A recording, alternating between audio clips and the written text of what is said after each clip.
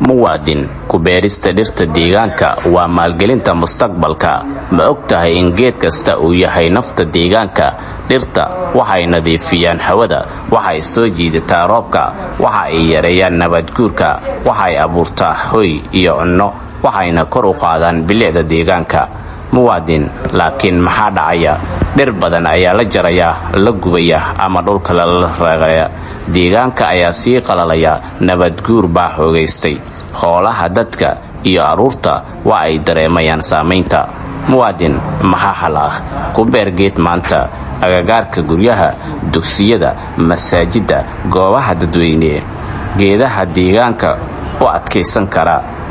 ilaali dhirta yar inta aysan korin. BC ka ilaali xoolaha iyo dadka. muwaadin, geed walba oo aad beerato waa nafis, roob iyo nolol aad dhashay. dalka agaaran ma noqdo haddii aan adiga iyo aniga aan bilaabin.